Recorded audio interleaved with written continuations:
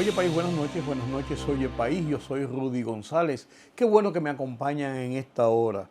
En esta hora para analizar los hechos noticiosos que han ocurrido a lo largo del día, las perspectivas noticiosas para el resto de esta semana, todavía una semana que ha estado lloviendo frecuentemente en las noches, principalmente caen algunos aguaceros incluso, y uno piensa, bueno, mañana va a amanecer lloviendo, unos nublados en horas de la tarde que son de salto y espanto, que a cualquiera preocupan, pero la verdad es que se ha ido disipando todo el mal tiempo, había una onda tropical por ahí dando vueltas, había un sistema de baja presión, y ha estado incidiendo el mal tiempo que primero nos generó expectativas hacia este fin de semana pasado, la tormenta Brett, y después, a lo largo de esta semana, la tormenta Cindy. Brett se convirtió en buchipluma nomás, como dice el refrán popular, y con Cindy pasó lo mismo, se ha ido, se desarticuló, se convirtió en un disturbio muy desorganizado y disuelto prácticamente. Entonces, podemos decir que en el inicio de los fenómenos con motivo de la temporada ciclónica nos hemos salvado. Hay que ir anotando. 1, Doña Gloria Ceballos. 2, Doña Gloria Ceballos, nos salvamos de 3. Meteorología siempre al tanto, informando lo que está pasando y lo que hay. Y la gente debe dar seguimiento a estos informes porque de ahí puede depender su seguridad y que haya el riesgo que provoca un fenómeno de esta naturaleza sea motivo de causas y consecuencias para cualquier familia, para cualquier persona, para su propiedad incluso. Qué bueno, qué bueno que hemos transitado estos dos fenómenos sin mayores consecuencias. Y hablando de tránsito, señores, las calles están en esta semana de lo más suave. No es que no hay tapones, no es que no hay caos, pero de lo más suave. ¿Por qué? Porque los colegios y las escuelas públicas también están cerrados ya en sus vacaciones de verano. Entonces el desplazamiento a una misma hora entre 7 de la mañana y 7:30 de la mañana, cuando todos los padres y todo el mundo sale y todos los transportes públicos están abarrotados de personas que van a los centros de educación, los padres que van a llevar a sus hijos un vehículo por cada muchacho que va a dejar en un colegio, de estos aquí, por ejemplo, en el polígono central, que no tienen parqueos ni nada, dejarlo en la calle. Se arman unos entaponamientos terribles, porque hay personas que van, hay madres que van, padres, choferes, y se paran. Y entonces cuando se paran ahí, hasta que el niño decida bajarse del vehículo y después que saca la mochila y después que está ahí, entonces ellos se quedan mirando a ver si el niño entra o no entra, aunque está en la puerta del colegio, y eso va en taponamiento, y eso se va acumulando. En estos días ha bajado esa presión en esas horas de la mañana porque todo el mundo sale a la misma hora. Y al pasar eso, dejar los niños en el colegio y seguir desplazándose hacia sus centros de labores, muchos de ellos, entonces el taponamiento desde temprano es terrible. Pero eso, como les digo, ha bajado un poquito en esta semana. Y con la entrada de las vacaciones, por lo menos se podrá disfrutar, lo que se llama disfrutar, un poco a lo largo de esta semana. Pues bien, esta semana tiene puntos interesantes. La Junta Central Electoral ha proclamado este miércoles 28, hoy es 28, ¿verdad, Fernando? 28 yo creo, sí. Hoy es 28, miércoles 28 de junio, efectivamente. Este miércoles la Junta ha proclamado la apertura de la campaña electoral hacia las primarias que se celebran el día primero, a partir del 1 de octubre. El 1 de octubre es el primer domingo, son las simultáneas, cerradas o abiertas, y después, a lo largo del mes de octubre hasta el día 29, muchas organizaciones políticas tienen la apertura de realizar tipos de convenciones variados, reuniones de delegados, por encuestas, por voto por aclamación, varias fórmulas para elegir a los candidatos hacia los puestos de presidente, vicepresidente, senadores, diputados, síndicos, regidores, directores de distritos municipales y sus vocales. O sea, el grueso de los candidatos tiene que ser nominado, elegido por las convenciones el 1 de octubre. Entonces, desde el 2 de julio, que es este domingo que viene, desde el 2 de julio hasta el 1 de octubre, debe ser hasta el 30 de agosto, 30 de septiembre. Entonces son julio, agosto y septiembre, 3 meses, 90 días para campaña que se presume campaña interna, porque es en el seno de cada partido donde se van a escoger esos candidatos. No es una campaña hacia afuera, no es la campaña electoral de elección final, sino la campaña de selección de candidaturas a lo interno de los partidos. La Junta advierte que se deben cumplir todas las normas establecidas para el desarrollo de las campañas abiertas, como son tipos de manifestaciones, la colocación de vallas y de carteles en muchos sitios donde está prohibido o no está aprobado, el uso de los recursos del Estado con dinero que vienen del erario público, o sea, el dinero del gobierno que se le entrega a los partidos y los partidos los ponen en las campañas de candidatos, aunque la mayoría de las campañas de candidatos se financian por sí mismos, o sea, cada candidato hace su propia campaña. Señor, se habla aquí de que hay que gastar 20 o 25 millones de pesos para usted salir candidato y después gastar más o menos lo mismo para usted posiblemente ser electo. ¿Cómo es? Eso ya es un dineral, eso no es una cosa de que antes, como antes costaba con 700,000 pesos usted hacía una campaña, con unos afiches, con unos cuarticos que había que pagarle a los muchachos para que fueran a vocear, con la logística de transporte de un sitio a otro, nada de eso, son millones de pesos que cuesta una campaña. O sea que desde el domingo el boato de dineros públicos y privados estarán quemándose en las calles en un país con tantas necesidades. Por eso es parte de la democracia. Y como dicen algunos, la democracia es cara y hay que mantenerla. Pero esa es la realidad. Pero concomitantemente con el inicio de la campaña, este martes en la noche, a la medianoche, concluyó el plazo que da la ley electoral y la Junta para el depósito de las reservas que se hace cada partido o movimiento de las candidaturas que debe escoger. Y había un margen hasta un 20%, y todo el mundo cogió el 20%. Todos los partidos. Habla la Junta de que 34 partidos y o organizaciones, porque en esto también pueden haber movimientos, pueden haber un movimiento de la Patria por Bauruco, por ejemplo, un movimiento local para la escogencia de candidatos a, por ejemplo, a los cargos municipales.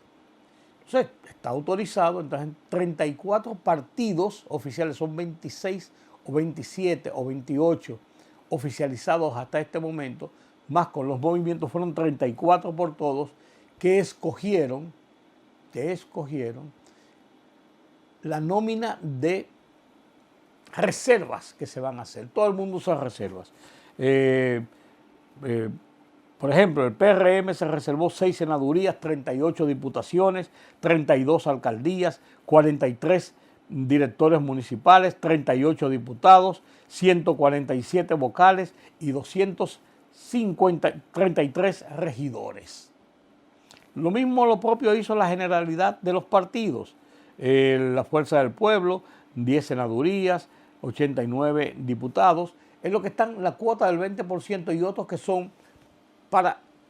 Miren cómo funciona esto. Las cuotas, por ejemplo, los partidos se reservan esas cuotas porque las cúpulas de los partidos, en un momento determinado, vamos a decir, en una demarcación X o Z, en la circunscripción número 1 al Distrito Nacional, en la búsqueda de un candidato potable, que no vamos a suponer del partido, y por eso no bailotea y se lo reserva, puede haber una persona que se llama Fernando González, que es un líder popular de la zona, que es un hombre que no es partidista, que no tiene arraigos de bases en el partido, pero que el partido y la cúpula entiende que puede ser un buen legislador, y como no puede participar en una nominación por sí solo, sino a través del mecanismo de un partido, ese partido decide llevarlo en su boleta como candidato a diputado, por ejemplo.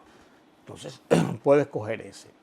Pero también hay situaciones donde el partido, hay una persona dentro del partido que dice, bueno, que no se ha bailoteado nunca, que no ha tenido, que no quería, hay un tranque entre unos candidatos que se pelearon y no hay problema, hay problemas, hay disgustos, entonces usted escoge a ese tercero. Este va a ser el candidato. Pero también y principalmente se guardan una serie de candidaturas para las negociaciones. Yo soy el PLD, yo soy la Fuerza del Pueblo, yo soy el PRM, con una gente del PLD, de la Fuerza del Pueblo, del PRM, hago una negociación en una demarcación especial. Yo te apoyo a tu candidato porque tu candidato va a ser el mejor, de todas maneras. Yo te apoyo a tu candidato en el municipio tal, a senador, y tú me apoyas en mi candidato en el municipio tal, a mi candidato, para entonces yo tener esa ganancia. Y así hay muchas negociaciones, así hay acuerdos intrapartidos, que no necesariamente son alianzas partidistas generales, sino que son generalmente acuerdos para determinados puestos. Entonces, estas reservas tienen una trascendencia importante en la escogencia de esos candidatos. Yo no sé cuándo es que a final de cuentas, después de pasadas las primarias, esas alianzas comienzan a cuajarse, y yo creo que es hasta 60 días antes de las votaciones. Si fuera así, las de febrero serían en diciembre y las de mayo serían en marzo, los 60 días anteriores, para definir y presentar esos acuerdos de apoyo y de alianzas o de acuerdos entre partidos para determinadas posiciones, en determinadas demarcaciones. Entonces eso concluyó la noche de este martes, siendo los tres principales partidos, el PRM, el PLD, la Fuerza del Pueblo, el PLD y el PRM, para no decir que uno, porque lo estoy mencionando en un orden, hay una jerarquía, fueron los últimos en ir a depositar la nómina. Eso me acuerda cuando las elecciones de antes, y cuando digo de antes estoy hablando de antes del 94, cuando se mandaban las listas desde los partidos y se esperaba el último momento, era a las 12 de la noche, y a las 11:58 llegaba el delegado, aquí está nuestro listado, para inscribir a los candidatos. Cuando eso pasaba, había un estado de tensión, de negociaciones internas y muchas veces de trucos. Se decía que la lista que salía de la casa de Balaguer con el Partido Reformista a las 10 de la noche no necesariamente era la lista que llegaba para ser inscritos, porque en el camino o antes de salir tachaban este nombre. Bueno, aquí Rudy González no. Ponga a Rudy González, que está como candidato a regidor número 1, ponlo en el número 10 y ponga el número 10 en el número 3, y así hacían las cosas. Y fulano de tal, candidato a diputado, no, quita a fulano de tal y quita a Rudy González y pon a fulano de tal. Eso era común. Y a veces era una incertidumbre a quién finalmente inscribieron para las candidaturas.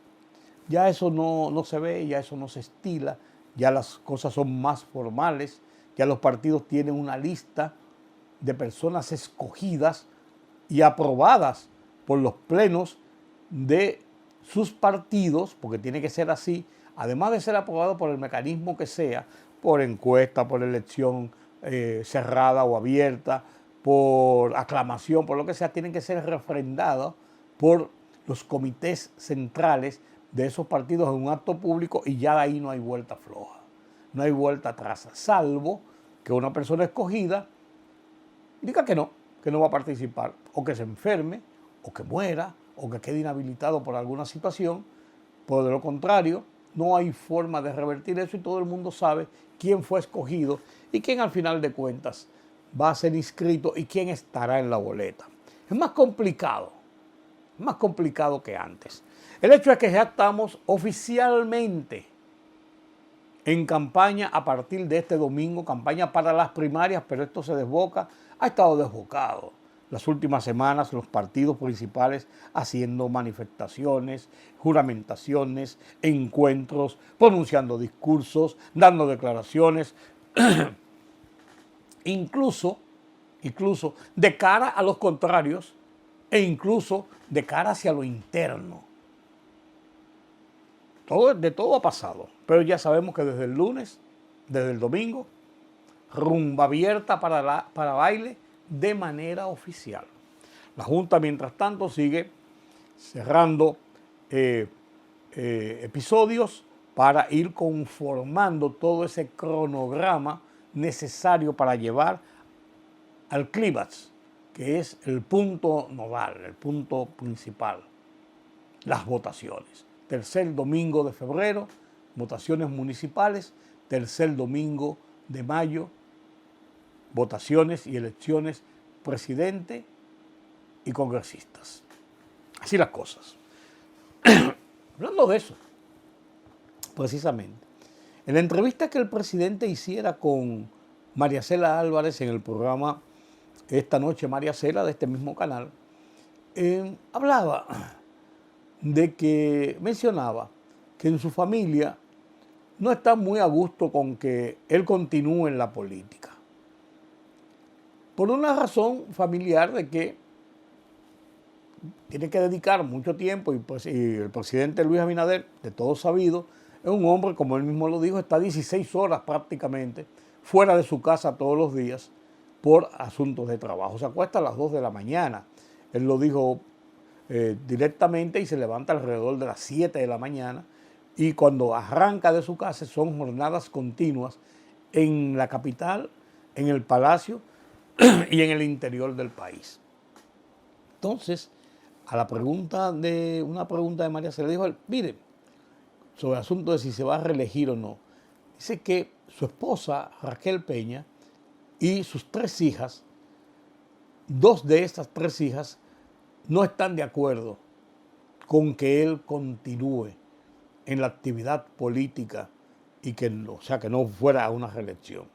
Y que hay una tercera hija, su tercera hija, dice que ella dice que no toma partido, pero que ella apoya lo que su padre haga. Eso fue el lunes en Esta Noche María Cela. El martes fue todo un motivo de comentarios, las declaraciones del presidente Luis Abinader y muchas otras declaraciones que hizo en ese programa. Pero este miércoles, doña Raquel Albaje, la primera dama, dijo textualmente, lo que él decida, yo lo apoyaré. Luis Abinader había dicho que su esposa no estaba de acuerdo, no estaba a gusto con que él siguiera en la vida política porque se ha alejado de la familia para dedicar tiempo a sus funciones de jefe del Estado. Pero Raquel Albaje, la primera dama, su esposa, ha reaccionado y ha dicho, lo que él decida, yo lo apoyaré. O sea, si él decide ir a la reelección, yo lo apoyo. Si decide retirarse y cumplir su mandato de 4 años, también yo lo apoyo. Todo el mundo sabe, entiende, está conteste de que el presidente Luis Abinader va a buscar la reelección. Las encuestas lo marcan como candidato favorito a ganar las elecciones del 2024. Su popularidad personal como jefe del Estado es muy alta, muy buena. Entonces, no hay muchas razones que pudieran esgrimirse para no buscar la reelección. Además que está autorizada por la Constitución de la República la búsqueda de un segundo mandato.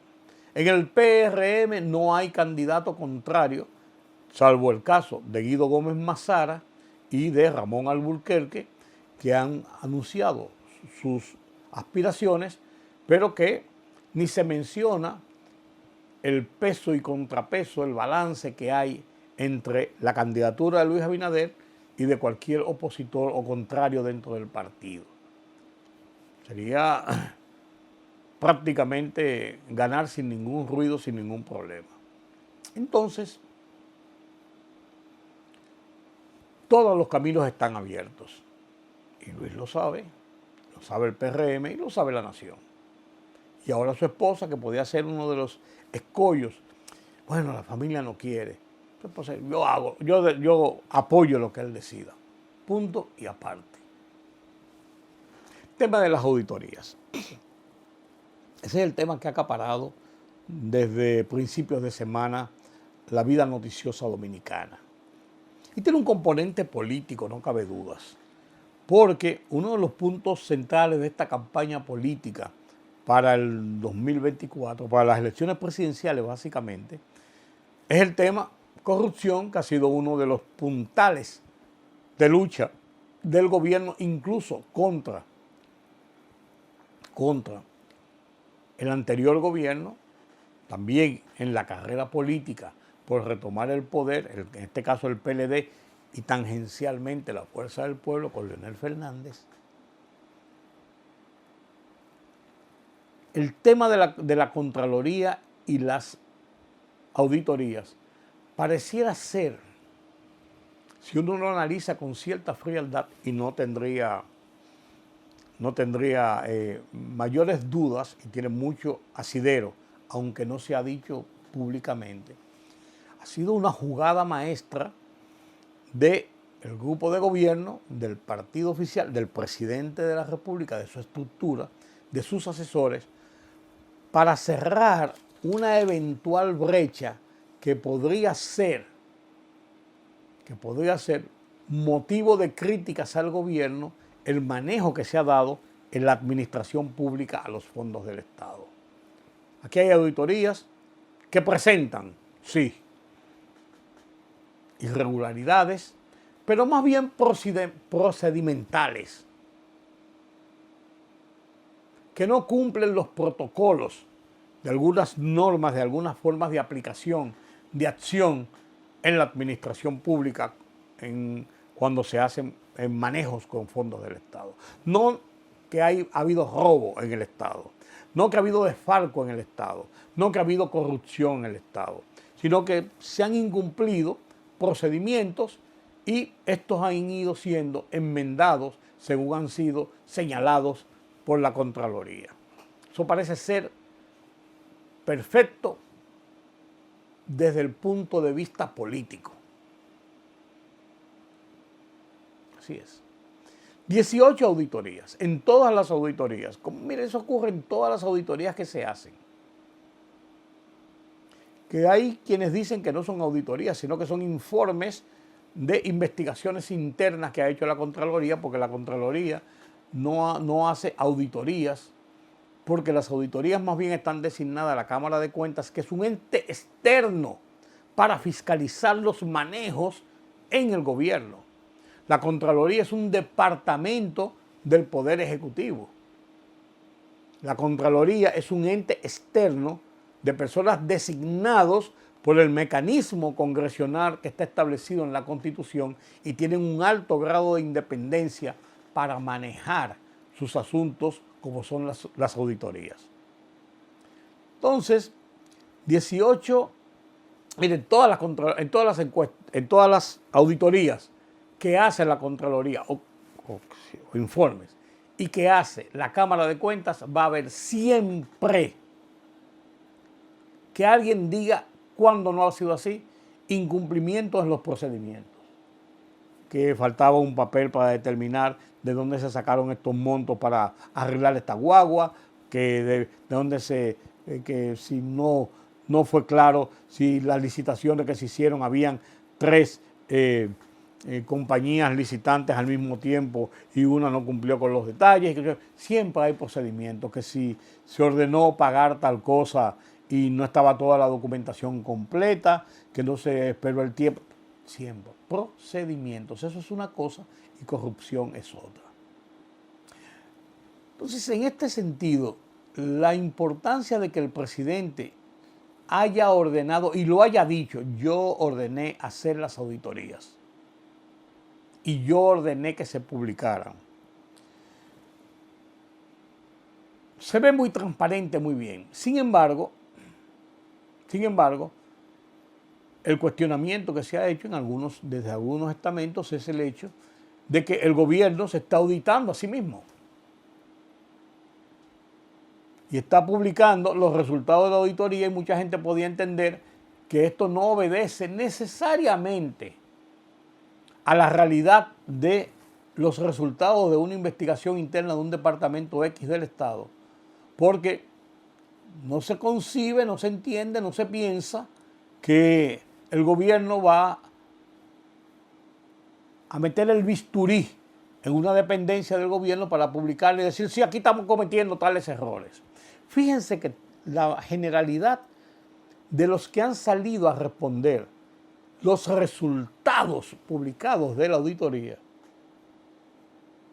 han asumido que realmente habían violaciones a los procedimientos, pero que ya se han corregido. O sea, admiten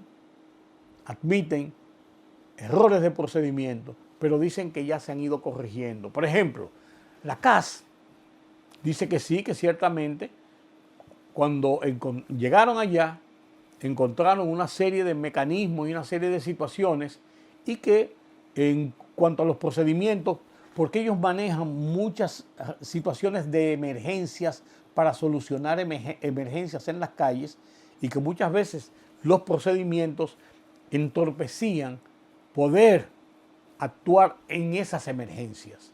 Justifican esa situación. Y dicen que en un 95% todas las situaciones en que ellos pueden haber violentado las normas establecidas han sido corregidas debidamente. Pero no se habla en ningún momento de temas de robo, de dinero perdido. Por ejemplo, como también en INAPA. El director de INAPA dijo que realmente ellos manejaban unas situaciones con presupuesto que necesitaban determinadas partidas asignadas a esa dependencia para esto, esto y esto. Por supuesto decía que había que esperar, que no tenían, que no sé cuánto. Ellos buscaban la forma, hacían el trabajo y después lo informaban a presupuesto. Entonces eso violentaba, porque no tenían el dinero emanado directamente para hacer esto. Pero no significa que hubo distracción de los fondos. Es lo que explica INAPA en este sentido, que sí admiten que se violentaron procesos y procedimientos, pero no para robarse unos cuartos. Lo mismo hizo la Secretaría Administrativa de la Presidencia, que justificó por qué usó esto, por qué mandó esto, por qué manejó tal cosa. O sea, los departamentos han dado sus explicaciones. Entonces yo creo que tiene, en cierto modo, esta publicación de estas auditorías tiene un sentido de ponerse delante de cualquier cuestionamiento futuro al tema manejo de fondos públicos en la administración pública. Si este fue el propósito, hay que ver cuál va a ser el resultado, de cómo esto se puede dar como un hecho, de que esto se puede simplemente pasar como un episodio y decir: bueno, ya esto se auditó, y no ser blanco de críticas en un proceso electoral. ¿Debe la Contraloría hacer auditorías de sus propios departamentos para publicarlo diciendo tales o cuales cosas, cuando realmente es un órgano del propio gobierno? O sea, el gobierno auditándose a sí mismo.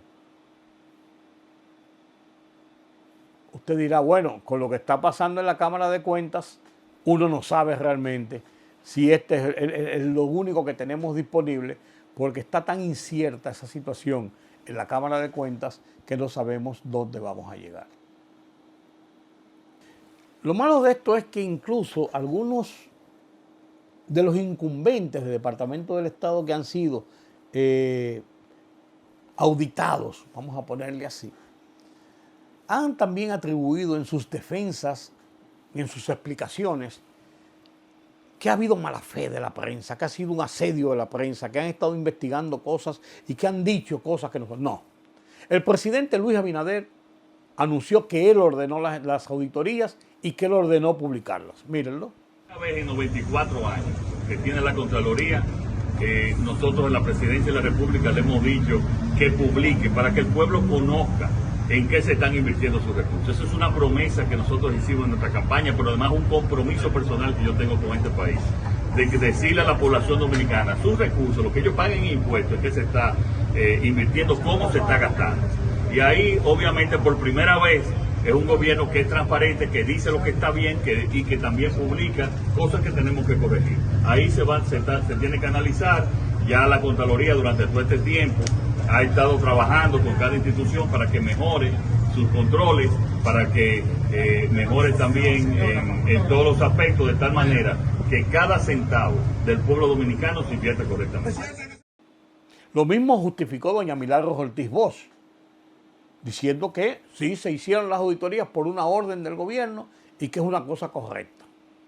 Es la primera vez histórica que un gobierno, en 94 años que tiene la Contraloría de la República, audita sus propias instituciones. Se estirar al otro el año pasado para decir que es culpable. Y aquí estamos haciendo una cosa hermosa, que el pueblo pueda ver. Y además los mismos funcionarios que no han cometido graves faltas, todas subsanables, sepan que hay una vigilancia. Y además que el poder contralor del Estado por fin funcione. Si hubiera funcionado siempre, no hubiera nadie acusado de un delito ni y el país no hubiera sufrido a veces el desvío de los fondos públicos hasta otro sitio. En ese sentido, sobre las acusaciones que se han hecho a la prensa, han salido los medios serios y responsables, a poner los puntos sobre las IES.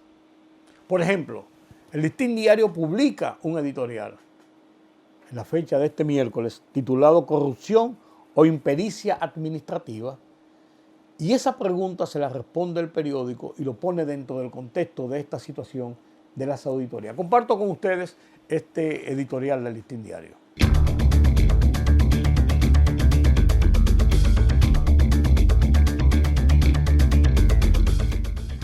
Corrupción o impericia administrativa.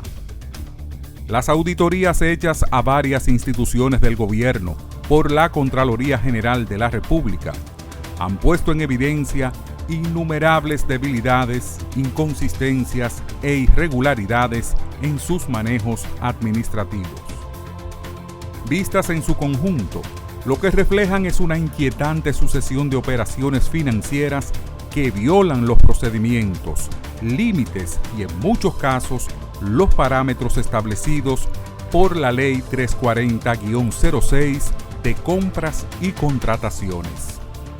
En sentido general, estas auditorías desvelan dispendios, descontrol de gastos, manejos presupuestales medalaganarios y duplicidades en nóminas de empleados y botellas. Al dar a conocer al público estos hallazgos escandalosos, la Contraloría sin dudas cumple con una responsabilidad legal innegociable. Estas revelaciones dejan un sabor amargo en la opinión pública, al evidenciar que pese al entramado de leyes y normas que protegen el erario todavía en la administración del Estado, subyacen prácticas y opacidades que podrían enmascarar graves casos de corrupción. Aunque algunas instituciones auditadas han dado sus respuestas a los informes de la Contraloría, aclarando o explicando las causas de estas debilidades, inobservancias e irregularidades, ellas no desdibujan la magnitud de estos descuidos. Lo que se impone es, de ahora en adelante, que exista un control más riguroso y profundo de estos manejos presupuestarios que, por lo visto, son las secuelas de una cultura de usos inadecuados, intencionales o no, de los fondos públicos. Estas auditorías confirman que más allá de operaciones atribuidas a impericias o ineptitudes de los responsables de esos entes oficiales, el erario sigue siendo vulnerable a múltiples formas de depredación financiera en alto y bajo calado.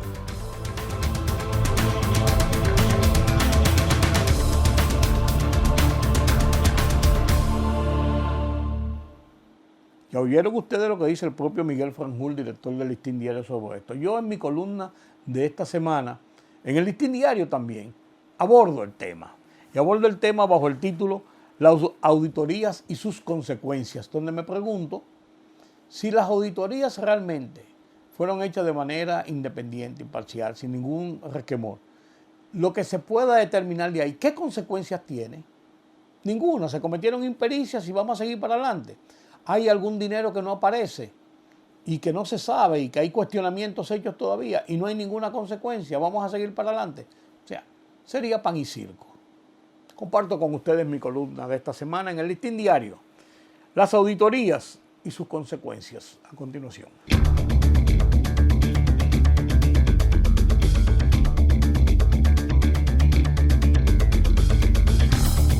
Las auditorías y sus consecuencias.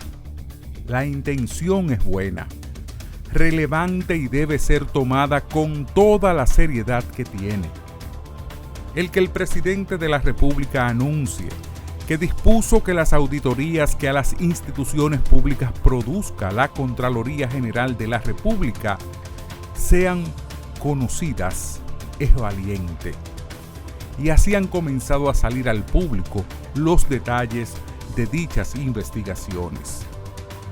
Las violaciones al manejo de los recursos del Estado, expresamente para algunos robárselo o simplemente por ineficiencia administrativa, son parte, desgraciadamente, de la norma de costumbre en el manejo que se da al dinero público, a los procedimientos que se implementan a veces por ineptitud, otras, expresamente, para poder distraerlos hasta de la manera más burda.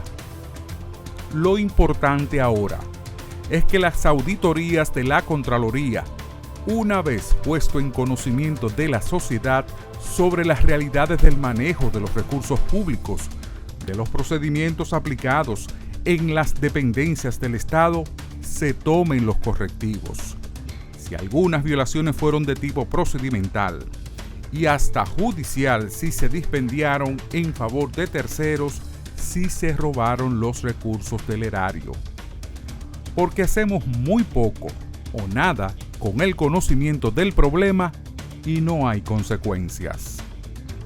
Y lo que es peor, es tratar de escurrir el bulto acusando a la prensa, a medios, a periodistas, de ser los responsables por las denuncias de corrupción y robos de los recursos del Estado, cuando los verdaderos responsables son los que cometen esos robos y los que los protegen. Si no hay consecuencias, todo será parte del pan y circo que hemos tenido por mucho tiempo.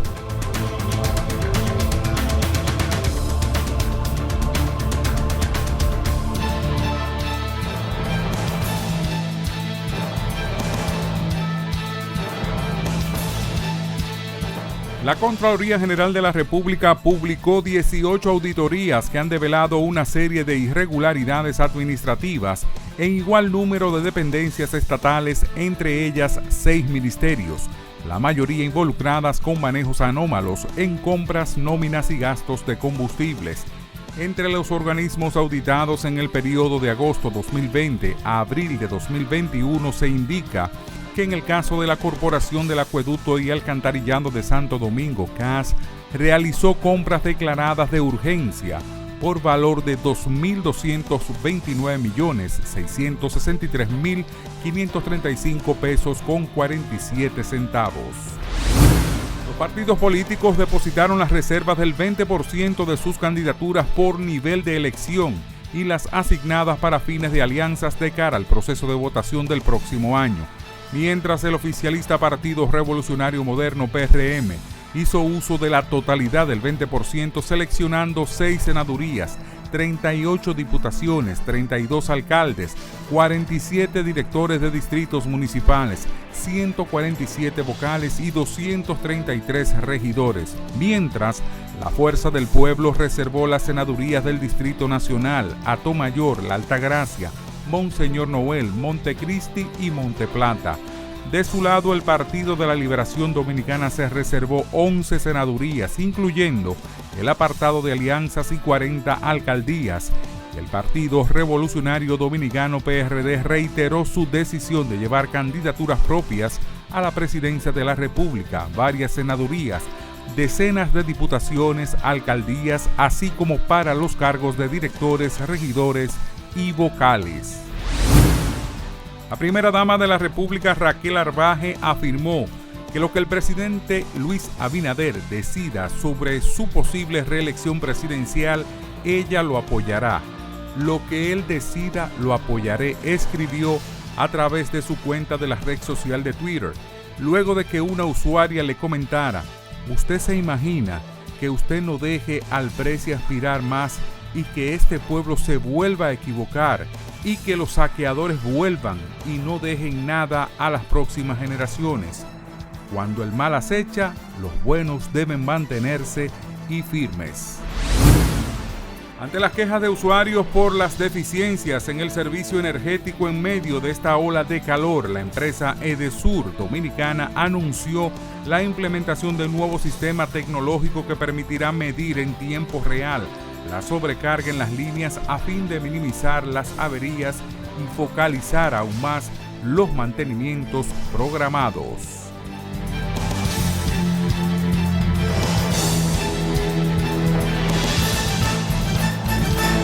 La libertad solo reside en los estados en los que el pueblo tiene el poder absoluto. Por el respeto a los valores democráticos y la dignidad del pueblo dominicano, El Rumbo de la Tarde, plural, objetivo, comprometido siempre con la verdad. Con Georgie Rodríguez, Rudy González y Ramón Colombo. Los poderosos ya están en el aire.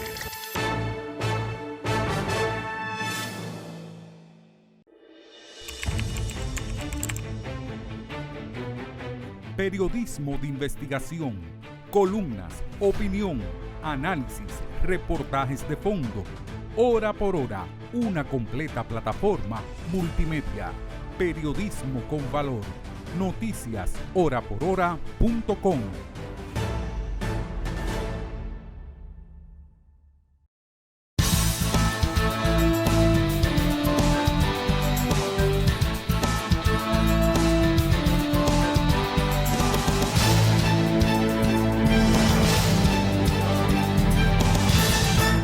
En el fin de semana pasado, ese grupo de mercenarios rusos, usado muchas veces por el presidente Vladimir Putin y por Rusia, por el ejército ruso, por los zares rusos que hay allí, para lidiar con sus guerras, como hicieron en África, y no meter los soldados rusos, el ejército ruso, sino hacer todas sus travesuras.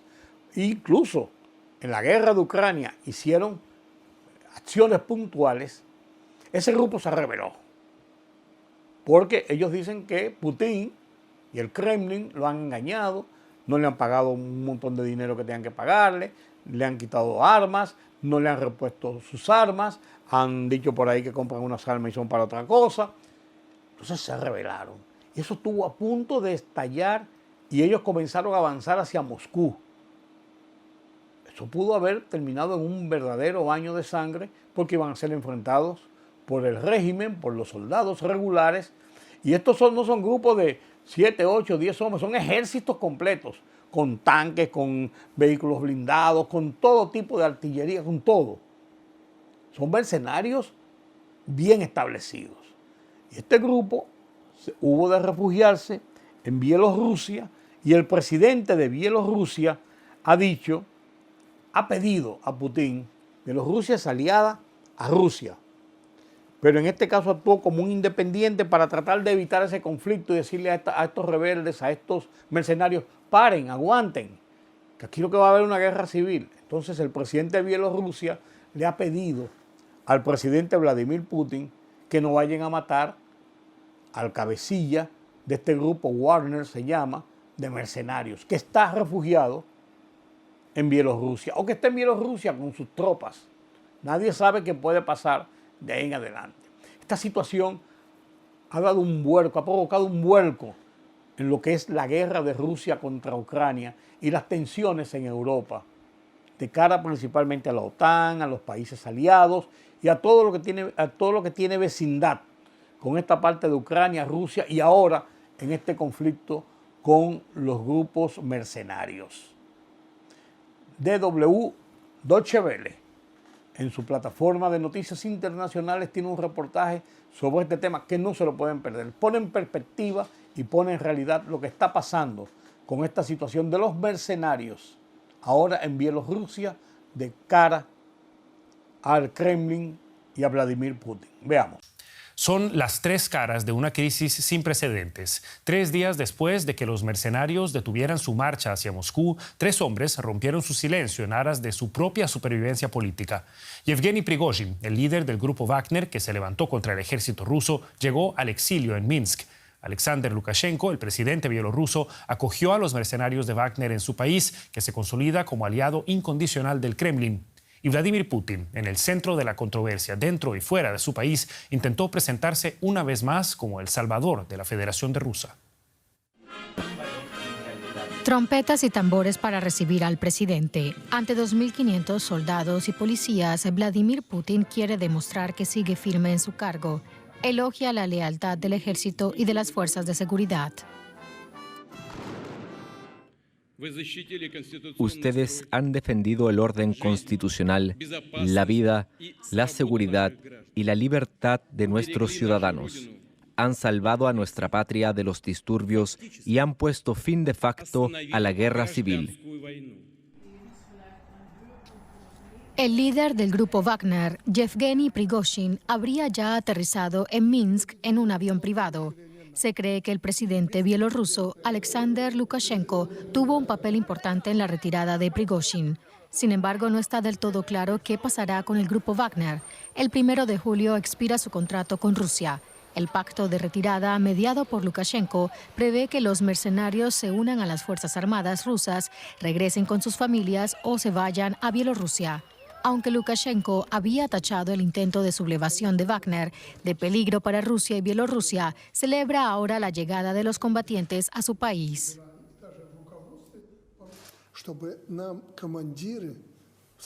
Queremos que se reúnan con nuestros comandantes para que les informen sobre tácticas, armamento, ataque y defensa.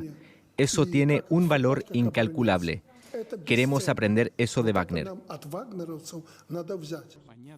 Putin también admitió por primera vez que el grupo Wagner de Prigozhin estaba completamente financiado por el Estado. Hasta ahora, los mercenarios de Wagner se habían descrito oficialmente como una empresa militar privada. Marina Mirón es experta militar del King's College de Londres y nos acompaña a esta hora desde la ciudad de Múnich para ayudarnos a comprender mejor las secuelas de todos estos acontecimientos. Señor Mirón, muchas gracias por estar con nosotros. Y quisiera comenzar preguntándole por el poderío militar. Rusia se prepara, por lo visto, para integrar armamento y parte de las tropas del grupo Wagner a su ejército. ¿Qué consecuencias tiene esto para las capacidades militares de Rusia? Buenas tardes, Javier. Pues muchas gracias por la pregunta.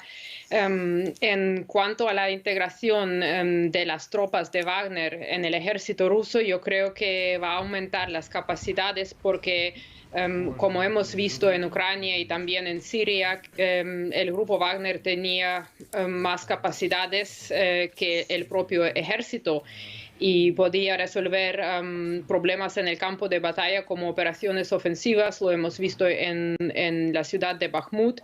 Por eso creo que aumentará la capacidad y también la cantidad del ejército y seguramente que se van a desplegar a Ucrania otra vez. De eso también tenemos que hablar, por supuesto. Sin embargo, quisiera preguntarle por el liderazgo, y es que se sabe cómo se logró que el grupo Wagner lograra tomar control de instalaciones militares en Rusia con tanta rapidez y dónde deja todo esto a la cúpula militar de Rusia que ahora controla a estas tropas. Hay muchas versiones que existen en cuanto a lo que había pasado.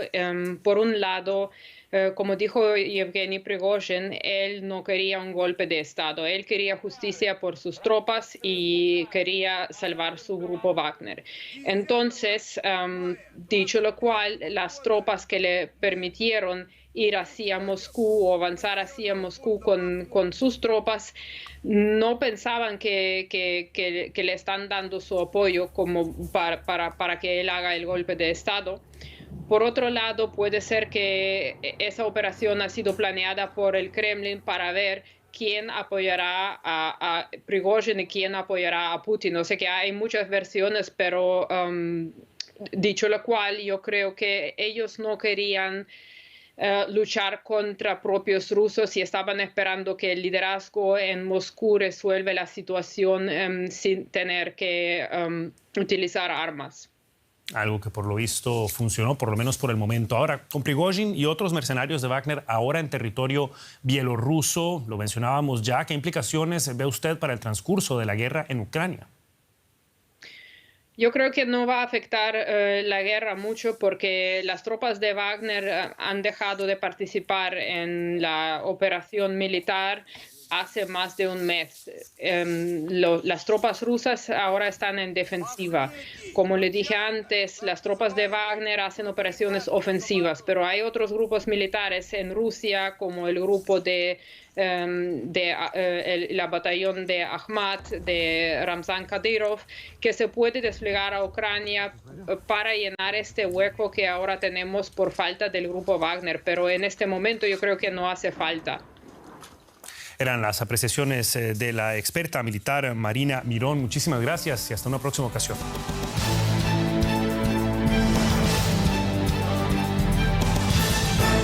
La libertad solo reside en los estados en los que el pueblo tiene el poder absoluto. Por el respeto a los valores democráticos y la dignidad del pueblo dominicano, El Rumbo de la Tarde, plural, objetivo, comprometido siempre con la verdad. Con Georgie Rodríguez, Rudy González y Ramón Colombo. Los poderosos ya están en el aire.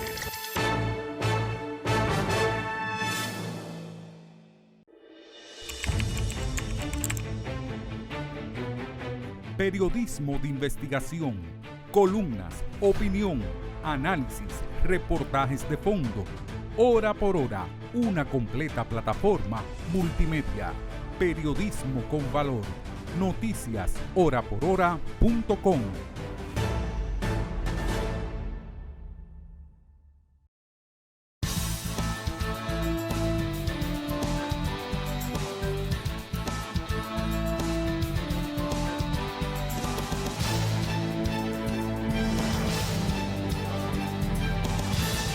El mundo de las internacionales nos lo presenta Pedro Vargas desde la redacción central de Oye País.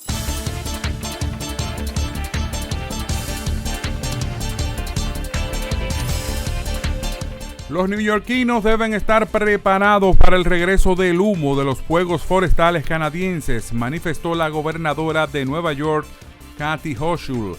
Las personas vulnerables como niños, ancianos, personas con problemas respiratorios y asma deben evitar estar al aire libre estos días y los que salgan deben usar mascarillas. El gobierno de China se pronunció sobre las declaraciones anteriores del presidente Joe Biden sobre los problemas colosales que supuestamente enfrenta el gigante asiático. No estoy al tanto de tales declaraciones. Creo que cualquier país, incluido Estados Unidos, puede encontrar problemas en el curso de su desarrollo y progreso, señaló al respecto la portavoz del Ministerio de Relaciones Exteriores de China, Mao Ning, en rueda de prensa. El expresidente de Estados Unidos, Donald Trump, acusado del presunto manejo negligente de secretos de Estado, hablaba de un plan para atacar Irán, que supuestamente figura en documentos clasificados que guardaba en su casa, según una conversación grabada difundida por la cadena CNN. La grabación corresponde a una conversación de julio de 2021, poco después de su salida del poder, durante la cual el expresidente Donald Trump admitió haber guardado un documento confidencial del Pentágono relativo a un posible ataque contra Irán, señaló el canal de noticias. Las primeras semanas de gira de los aspirantes oficialistas a la presidencia de México han estado marcadas por un clima de tensión política ante las denuncias de gastos excesivos e inequitativos, guerra sucia en las redes sociales y la pelea para que los electores los identifiquen con el presidente Andrés Manuel López Obrador. Desde la semana pasada, la ex jefa de gobierno de Ciudad de México, Claudia Sheinbaum, el ex canciller Marcelo Ebrard, el exsecretario de Gobernación Adán Augusto López Hernández, los senadores con licencia Ricardo Monreal y Manuel Velasco, además del diputado con licencia Gerardo Fernández Noroña, comenzaron sus eventos oficiales.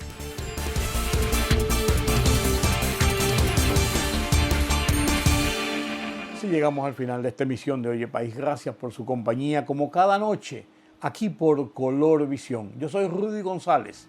Tengan un feliz resto de esta noche. Tenemos una cita mañana nueva vez, a esta misma hora, aquí en Color Visión. Pasen un feliz resto de la noche.